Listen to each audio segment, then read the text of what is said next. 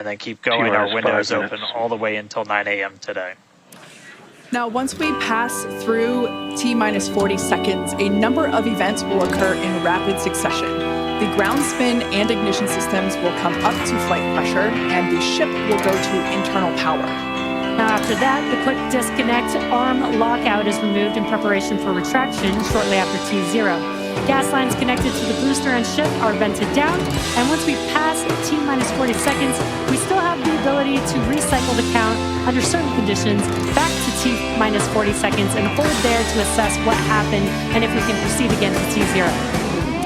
However, once the water for the deflector system begins flowing at T-minus 10 seconds, any issue after that would be an automatic scrub for the day, as teams would need to refill the deflector's water tanks, as well as the lock storage tanks at the tank farm before making another attempt. So, as Dan mentioned earlier, we are not planning to hold at the optional T-minus 40 second mark.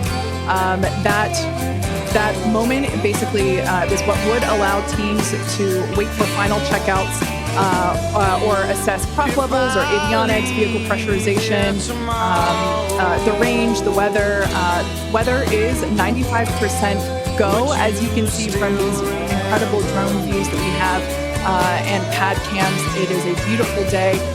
Of course, we have some clouds building from the locks there. Yeah, and again, a reminder that the payload for this mission is data, and our primary goal is to get ship through the extreme heat of re-entry today. We're very excited to see that. We did get very close on Flight 3, so I'm excited to see how these iterations that we've made to the vehicle will help improve our chances of success today. Yeah, absolutely. Now, just as a reminder for the booster, now we are not attempting to recover any hardware today, both either on ship or booster. For the booster, we will be attempting to perform a landing burn to have a soft splashdown in the Gulf of Mexico.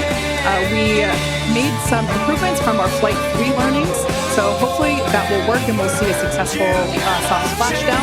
For the ship, we're hoping to demonstrate controlled re-entry, including a flip maneuver and landing burn, and that will be followed by splashdown in the Indian Ocean. That is the same target as we had on Flight 3, so everything should look pretty similar in that regard. We just heard the call out there that all prop load is closed out, so at this point, there is like 10 million pounds of propellant on board Starship, which is incredible. It's getting very exciting. We are just about 2 minutes away from T0.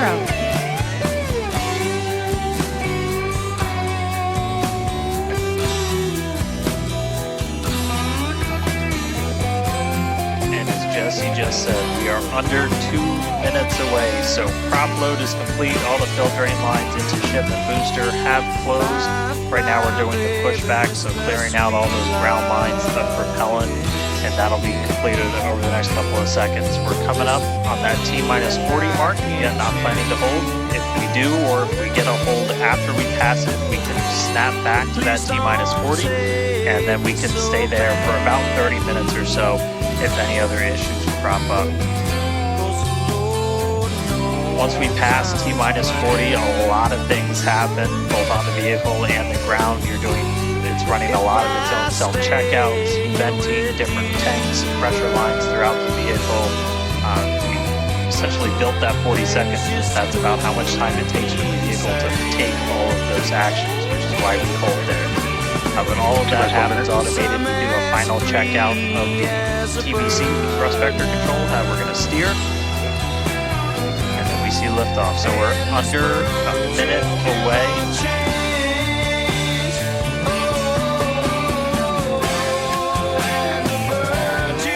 5 seconds and counting.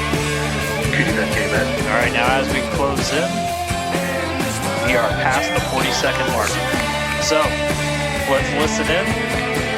Flight director is Huntington's going to take us through one more time for our Starship liftoff.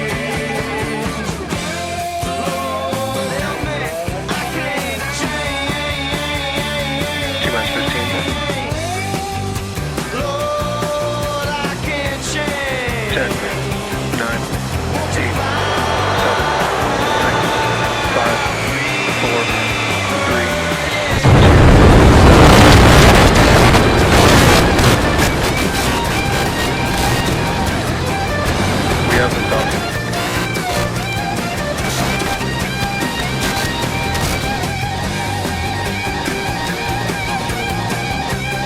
Vehicle is switching downrange.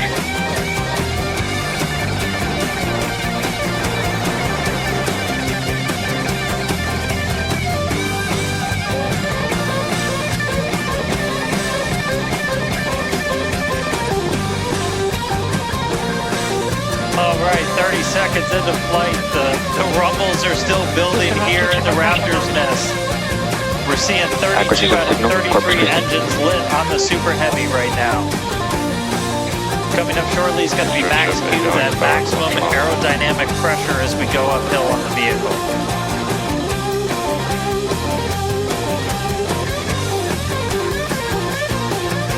Max Q. All right, we just passed through max Q, so we're going to continue on up. We still have about Vehicle is supersonic. a minute and 30 seconds until we get to stage separation. Starship now flying faster than the speed of sound.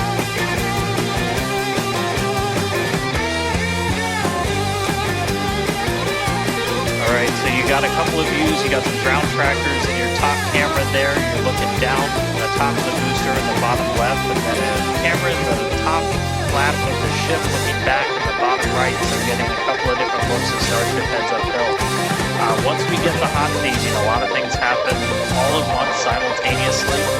We're going to light the engines on the ship, starting with the RVACs first, and then the 3 center sea level engines. Before we're separated, all of that exhaust gets pulled down the side of the hot stage, and then the ship will separate itself.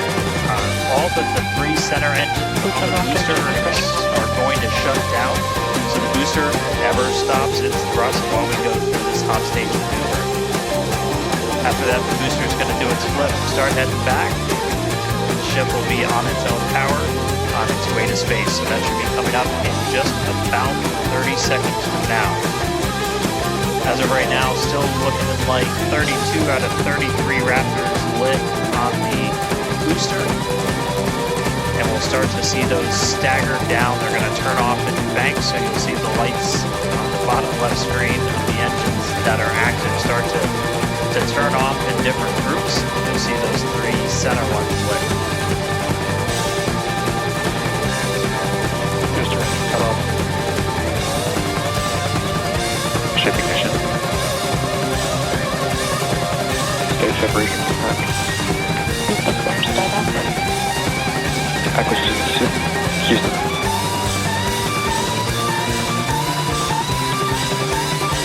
Hot stage confirmed. Ship under its own power. Booster boosting back. Looks like all 13 are lit. Okay, you've got a booster on the way back to the Gulf and a ship on the way to space. Acquisition signal. Steps. Ship chamber pressure is normal. Ship power telemetry. All right, the first stage currently performing the boost back burn is expected to last a little over 1 minute. This propels the booster back toward the coast, taking it to a landing in the waters of the Gulf of Mexico. As you can see on your screen in the bottom left-hand corner, we were only using the 13 center engines from here on. Heard confirmation there of good boost back burn shutdown. H2 tank pressure.